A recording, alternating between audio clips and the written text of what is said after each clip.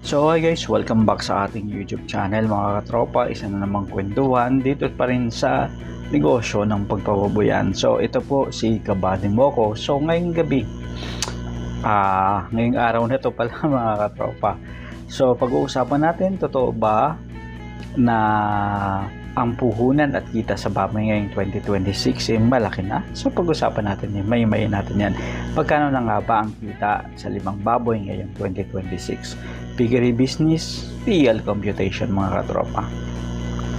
Dun sa mga nais, nagbabalak na pumasok sa negosyong ito, well, pagkwentuhan natin yan mga katropa at himay-himayin natin mga katropa. Eto na. So gusto mo bang magsimula ng piggery business ngayong 2026 pero takot na takot ka? Baka may ASF o kaya naman kailangan ng mahal na feeds o pagkain sa baboy, and magkano kaya ang kikitain mo mga katropa? Maraming nagpapakita ng computation sa internet and mukhang milyonaryo ka agad, malaki ka agad ang kita, pero para sa 5 baboy, pagkwentuhan natin and himay-himayin natin mabuti, magkano nga ba ang pwedeng kitain kung mayroon kang alagang 5 baboy mga katropa? So hihimayin natin ang totoong presyo ng piglets, sako ng feeds at live weight market price ngayong 2026. Kung seryoso ka sa backyard piggery at ayaw mong wala ang pinaghirapan mong pera o yung padala mo sa pamilya mo para magsimula ng negosyong ito, well, panoorin mo ito hanggang dulo. I-like at i-subscribe na rin ang ating channel para laging updated sa totoong negosyo at kwento ng mga magpapaboy.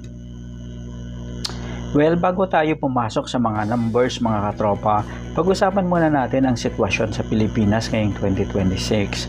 Ang laki ng pagbabago kumpara noong nakaraang taon. Una, ang ASF, nandyan pa rin pero bawal yung pachamba-chamba mga katropa. Pangalawa, ang presyo ng commercial feeds ay patuloy na gumagalaw na tumataas. Kaya naman kung magsisimula ka sa 5 heads na pattener o pagpapataba ng mga piglets at gagawing pattener, so hindi mo na kailangan ng napakalaking commercial facilities. Ngunit kailangan mo ng tamang diskarte mga katropa. Eto, kung backyard lang ang nais mo namang gawin, at isa sa mga inaalala mo ay ang amoy at reklamo ng mga kapitbahay, well, sikat na sikat ngayon ang natural farming o yung gumagamit ng deep breeding system gaya ng IPA, rice hull o probiotics na walang amoy mga katropa. Ipalagay na natin na mayroon kang ganitong simpleng simpleng kulungan at hindi mo na isinasama sa puhunan ng pagpapatayo ng pig pen mga katropa. So ngayon, simulan natin. Magkano nga ba ang ilalabas mong pera para sa 5 baboy mga katropa? Ngayong taon na to, hati-hatiin natin sa 3 bahagi. Una, piglets, ikalawa, pagkain, and ikatlo yung operations mga katropa. So simulan natin. Ngayong 2026, ang presyo ay ng isang magandang kalidad na winner o biik na may timbang na 8 to 12 kilos, higit pa. Landrace, large white, cross ay naglalaro sa 3-5 o mas mataas pa, depende sa region at sa area kung nasaan kayo mga katropa. And halimbawa, meron kang 5 piglets and bibilihin mo mga katropa sa 3-5, so approximately maglalaro yan ng 17,500. Kalawa is yung pinakamalaking gastos sa pagnegosyo ng baboyan is yung pagbili ng feeds. Dito mga katropa, maraming nagkakamali. Ang isang baboy mula pagka biik hanggang sa umabot sa bentaheng timbang o yung fully grown na mga katropa ay kumakain ng halos mga 4 at kalahati hanggang 5 sako sa loob ng 4 hanggang 5 buwan na pag-aalaga. Sa kasulukuyang presyo, ang average na halaga kada sako mula pre-starter hanggang grower hanggang finisher ay nasa 1,650 mga katropa. So 5 sako times 5 na baboy is equals to 25 sako. Kabuang kakainin sa 25 na sako times 1,650 is equals to 41,250. So merong iba ang presyo nila mga katropa.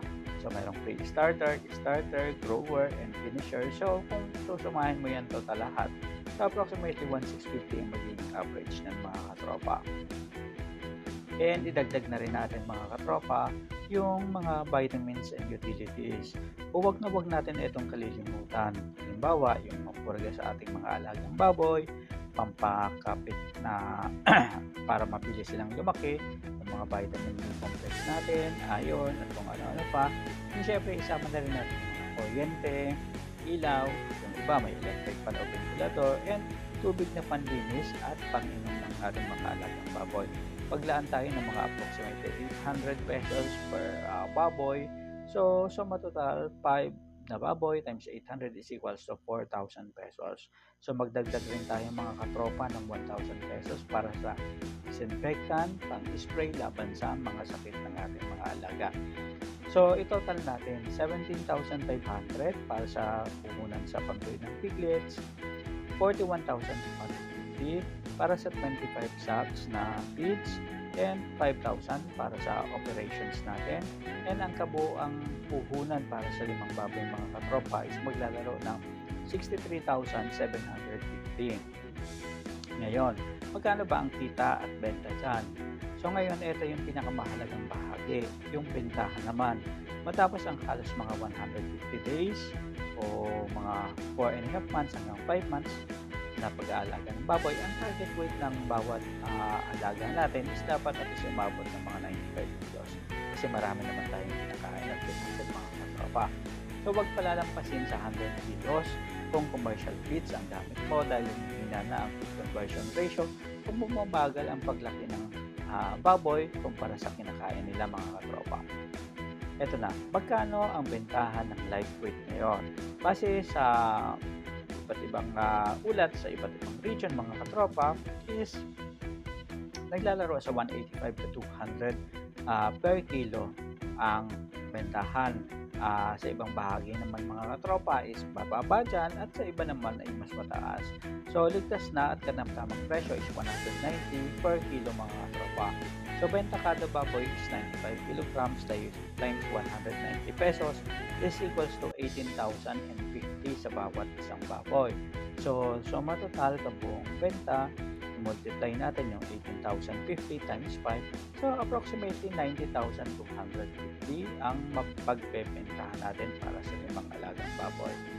So i-minus na natin yung naging puhunan natin, 90,250 na benta minus 63,750 na gastos.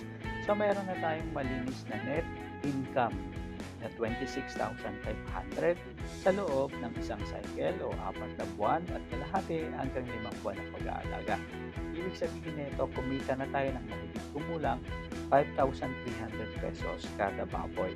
Yan ay sa presyuhan na 190 per kilo, and kung naabot natin yung target weight natin mga katropa na 95 kilo sa bawat alaga natin na baboy.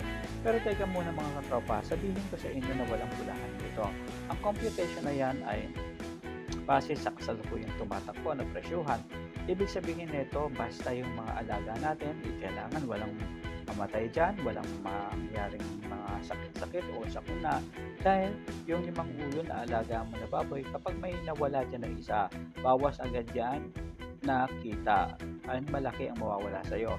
Kapag 2 naman ang nawala, Diyos ko po, halos pati yung profit ko, abonado ka pa mga katropa.